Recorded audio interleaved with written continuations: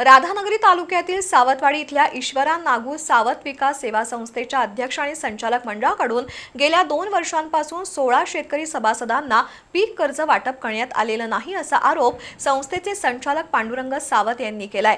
पीक कर्जापासून वंचित राहिलेल्या शेतकऱ्यांना तात्काळ कर्ज मंजूर करावं, अन्यथा 19 जून रोजी कुटुंबासह सामुदायिक आत्मदहन करण्याचा इशारा संबंधित शेतकऱ्यांनी दिला आहे।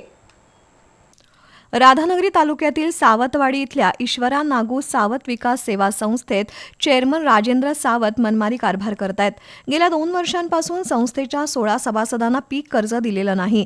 संस्थेचे अध्यक्ष आणि संचालक नियमबाह्य कारभार करतात, राजकीय द्वेषापोटी सभासदांवर अन्याय करतात अशा आशयाचं निवेदन राधानगरीचे सहाय्यक निबंधक अमित गराडे यांना देण्यात आलं। गेल्या 2 वर्षांपासून पीक कर्ज मिळालं नसल्यामुळे शेतीसाठी बियाणं, खत आणि इतर आवश्यक खर्च भागवणं कठीण झालंय। त्यामुळे शेतकरी गंभीर आर्थिक संकटात सापडले असून कुटुंबाच्या उदरनिर्वाहाचाही प्रश्न निर्माण झालाय। या संदर्भात 1 वर्षापूर्वी सहाय्यक निबंधकांकडे लेखी तक्रार करूनही ठोस कारवाई झाली नसल्याचा आरोप करण्यात आला। पीक कर्ज मिळालं नसल्यानं संबंधित 16 शेतकरी कर्जमाफी आणि प्रोत्साहन अनुदान योजनेच्या लाभापासूनही वंचित राहिले असून त्याला संस्थेचे अध्यक्ष जबाबदार असल्याचा आरोप शेतकऱ्यांनी केला आहे।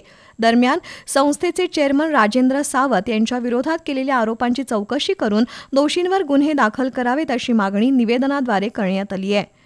सावतवाडी तालुका राधानगरी येथील ईश्वरा नागू सावत सेवा संस्थेमध्ये एकूण 150 सभासद आहेत। त्यापैकी आम्ही पण सभासद आहे। त्यामध्ये आम्ही पीक कर्ज गेली 12 वर्षे काढतोय फिरतोय, परंतु 2 वर्षे राजकीय द्वेषापोटी आम्हाला पीक कर्ज दिलेलं नाही आहे आणि आमच्या लोकांचा हिशोब पण बघत नाही। त्यांचं शेतीपाणी किंवा कर्ज पाणी कोण बघणार। तसेच दागदागिने ठेवून धान्य विकून सुद्धा ह्या लोकांनी पीक कर्जासाठी पैसे भरणा करणार आहेत। सोसायटीचा ऊस आला की ऊसाचे बिल माहीत नाही, हिशोब माहीत नाही आणि ह्या लोकांच्याकडून सभासद होणे आम्ही 10,000 रुपये सुरुवातीपासून घेतलेले आहेत आणि याची चौकशी व्हावी।